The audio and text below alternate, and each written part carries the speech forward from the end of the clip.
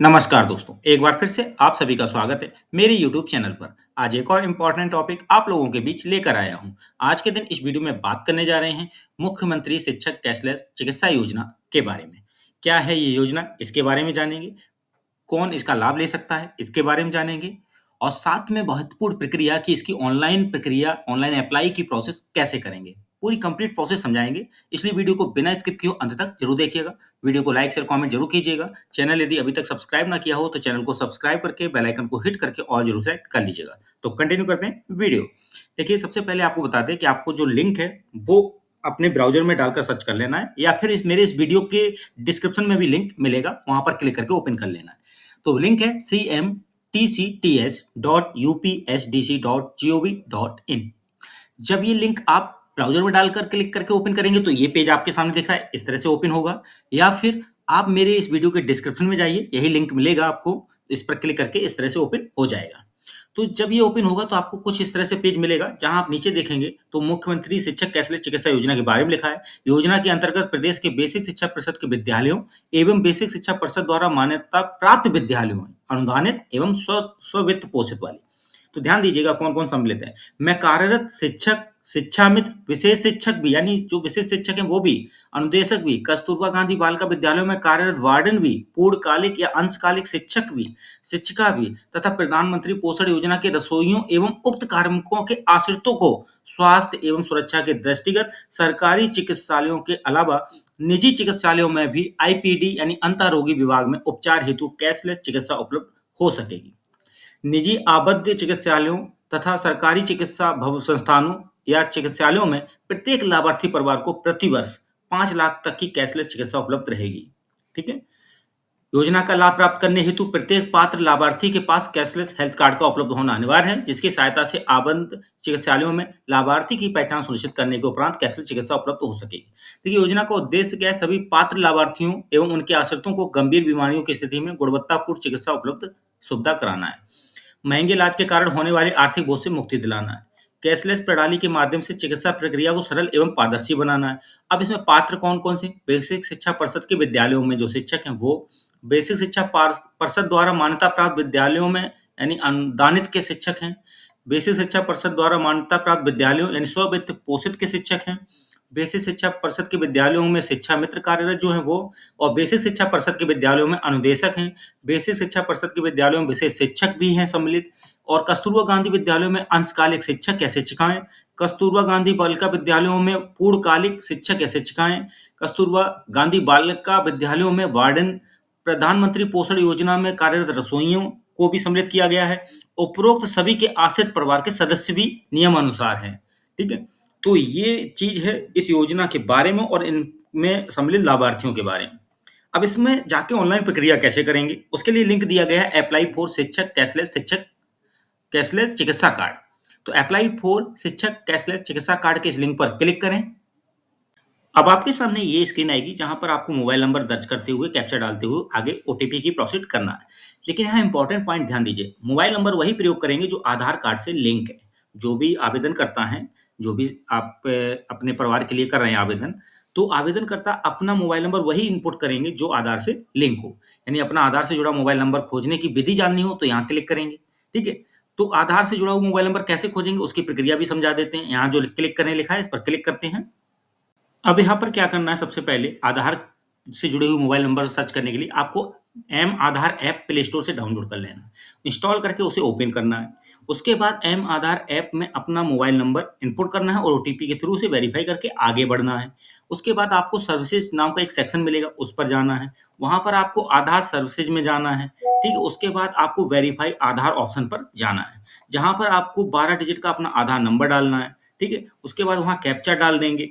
Captcha डालने के बाद आपको सबमिट कर देना है। फिर आपको एक 4 डिजिट का, लास्ट में जो 4 डिजिट हैं वो नंबर दिख जाएंगे आपके फ़ोन नंबर के। ठीक है। कुछ इस तरह से देखिए, तो इस तरह से आपका कंफर्म हो जाएगा कि आपका मोबाइल नंबर कौन-सा लगा है। तो इस तरह से आप मोबाइल नंबर कंफर्म कर लेंगे। अब चलते हैं वापस। अब यहाँ पर अपना जो आधार से जुड़ा मोबाइल नंबर है वो यहाँ इनपुट करें और कैप्चा डालकर जनरेट ओटीपी पर क्लिक करें। अब आपने जो भी मोबाइल नंबर आधार से जुड़ा वाला था उसको डाला और जनरेट ओटीपी पर क्लिक किया, तो जो ओटीपी प्राप्त हुआ उसे यहाँ फिल करें और सबमिट करें। जैसे ही ओटीपी फिल किया, आपके सामने ये एप्लीकेशन फॉर्म खुलेगा, जहाँ पर आपको पर्सनल जानकारी भरनी है, जिसमें पहला ऑप्शन है संबंधित शिक्षा विभाग या परिषद का विवरण। एक ही ऑप्शन होगा, बेसिक शिक्षा परिषद उत्तर प्रदेश, इसका चयन करना है। फिर आच्छादित कार्मिक की श्रेणी में कई सारे ऑप्शंस हैं, जैसे कस्तूरबा गांधी बालिका विद्यालय में अंशकालिक शिक्षक-शिक्षिका, या कस्तूरबा गांधी बालिका विद्यालय में पूर्णकालिक शिक्षक-शिक्षिका, कस्तूरबा गांधी बालिका विद्यालय में वार्डन, या प्रधानमंत्री पोषण योजना में रसोइया, या बेसिक शिक्षा परिषद के विद्यालय में अनुदेशक, या बेसिक शिक्षा परिषद के विद्यालय में विशेष शिक्षक यानी सीडब्ल्यूएसएन, या बेसिक शिक्षा परिषद के विद्यालय में शिक्षक, या बेसिक शिक्षा परिषद के विद्यालय में शिक्षा मित्र, या बेसिक शिक्षा परिषद द्वारा मान्यता प्राप्त अनुदानित में शिक्षक, या बेसिक शिक्षा परिषद द्वारा मान्यता प्राप्त विद्यालय स्ववित्त पोषित में शिक्षक। तो जो उचित है उसका आप चयन करेंगे। इसके बाद अपना डिपार्टमेंट नेम, जो कि एक ही ऑप्शन है एजुकेशन, वही रहना है। इस डिस्ट्रिक्ट का चयन कर लेंगे। डिस्ट्रिक्ट चयन होने के बाद आप ब्लॉक या टाउन का चयन करेंगे। उसके बाद आप प्रेजेंट पोस्ट लिस्ट आएगी, उसी में से चयन कर लेना पोस्ट का भी। फिर स्कूल नेम, यदि 2 बार स्कूल का नाम एक जैसा दिख रहा हो, तो आप क्या करेंगे, जब एक स्कूल का नाम चयन करेंगे तो साइड में यूडाइस कोड ऑटो फिल होके आ जाएगा। ऐसे केस में क्या है कि आपका यदि यूडाइस कोड सही है, इसका मतलब आपने स्कूल का नाम साइड में सही चयन किया है। फिर आप एप्लीकेंट नेम भरना है, गार्जियन नेम भरना है, डेट ऑफ बर्थ भरनी है, रिटायरमेंट डेट भरनी है और जेंडर भरना है। देखिए यहाँ पर गार्जियन नेम में फादर या मदर या हस्बैंड का नाम भरेंगे, और डेट ऑफ बर्थ आपकी जो भी मानव संपदा जो भी रियल है वो भरेंगे, और जो रिटायरमेंट मानव संपदा पर दी गई है, यदि गलत दी गई है तो उसको सुधार करा लीजिएगा, और जो सही है वो भरिएगा। ठीक है, तो यहाँ डिटेल्स ये भरेंगे। इसके बाद नीचे कोई डाटा भरना वो बताते हैं। अब आपका मोबाइल नंबर तो ऑटो फिल होके आएगा, जो आपने यूज किया था आधार से जुड़ा वाला मोबाइल नंबर वही। इसके बाद ईमेल आईडी डालेंगे, आधार नंबर डालेंगे, अपना डिस्ट्रिक्ट एज पर आधार जो कार्ड जो है वो, और एड्रेस एज पर आधार कार्ड है वो। फिर अपनी फोटो अधिकतम 20 केबी की यहाँ अपलोड करेंगे। ठीक है, तो ये चीजें फिल करने के बाद नीचे क्या है दिखाते हैं। अब आपको इस पेज पर डिक्लेरेशन को अच्छे से पढ़ना है और यहाँ चेक बॉक्स पर टिक लगा देना है। इसलिए इस पेज पर अच्छे से जानकारी भरिएगा, समझदारी से भरते हुए, सारी जाँच करते हुए। उसके बाद आप नीचे टिक लगाएँगे डिक्लेरेशन पर, कैप्चा भरेंगे और सेव एंड नेक्स्ट करेंगे। अब आपके सामने भरा हुआ आवेदन दिखेगा। इस आवेदन में यदि कोई गलती है और सुधार करना चाहते हैं, तो नीचे एडिट एप्लीकेशन पर क्लिक करके सुधार कर लेंगे, और यदि आपको लगता है सब सही है, तो आप नीचे वाले ऑप्शन पर जाएँगे, do you want to add dependent? यदि कोई आप पर डिपेंडेंट यानी आश्रित है, तो हाँ करेंगे, अन्यथा ना करेंगे। तो ना और हाँ का चयन आप अपने अनुसार करेंगे, आपकी स्थिति क्या है। तो यदि आश्रित हैं, तो येस करके, या नो है जो भी, मैं यहाँ येस कर रहा हूँ और सेव एंड नेक्स्ट कर रहा हूँ। अब आपको यहाँ पर डिपेंडेंट की एंट्री करनी होगी, जिसमें एक डिपेंडेंट की एंट्री करने के बाद ही दूसरा डिपेंडेंट ऐड किया जा सकता है। तो पहले एक डिपेंडेंट की एंट्री में क्या-क्या भरना है, डिपेंडेंट का नाम, उसका जेंडर, फादर्स या स्पाउस का नाम, ठीक है? आप उसको चुन लेंगे कि फादर भरना चाह रहे हैं या स्पाउस भरना चाह रहे हैं, उसके बाद उनका नाम, डेट ऑफ बर्थ डिपेंडेंट की, मैरिटल स्टेटस शादीशुदा हैं या नहीं, आधार नंबर, हैंडीकैप्ड हैं या नहीं, रिलेशन विद एम्प्लॉयी, एम्प्लॉयी के साथ रिलेशनशिप क्या है, ठीक है? परसेंटेज ऑफ डिसेबिलिटी क्या है, उसके बाद एम्प्लॉयमेंट स्टेटस क्या है, एम्प्लॉयड है, अनएम्प्लॉयड है, फिर disability certificate up to 200 KB, 200 KB size तक इसका सर्टिफिकेट अपलोड होगा, जो डिसेबिलिटी विकलांगता वाला होगा, और मंथली इनकम यदि कोई है, ठीक है, जो भी ऑल सोर्सेज वो भरनी है। अपलोड पिक्चर यानी उनकी फोटोग्राफ, ठीक है, खुद की फोटो जो डिपेंडेंट की होगी वो भरी जाएगी, और यहाँ पर मैक्सिमम साइज उसका 20 केबी होगा, ठीक है। तो यहाँ पर गाइडलाइन भी लिखी गई है, गाइडलाइन टू ऐड डिपेंडेंट। तो यहाँ पर क्लिक करके आप गाइडलाइन की जानकारी देख सकते हैं कि क्या-क्या निर्देश हैं, किसी भी डिपेंडेंट को आप ऐड करेंगे तो शर्तें क्या है कि इसको डिपेंडेंट बना सकते हैं या नहीं बना सकते। तो यहाँ डिटेल फिल करने के बाद आप क्या करेंगे, ऐड डिपेंडेंट पर क्लिक। अब आप यहाँ देखेंगे, आपने जब अपने फैमिली मेंबर्स का जो डिपेंडेंट है आप पर, उनकी एंट्री कर दी, उन्हें ऐड कर दिया ऐड डिपेंडेंट से। उसके बाद नीचे डिक्लेरेशन है, उसको पढ़ेंगे और नीचे यहाँ चेक बॉक्स पर टिक करेंगे, और आप यहाँ पर नीचे नेक्स्ट बटन दबाएँगे।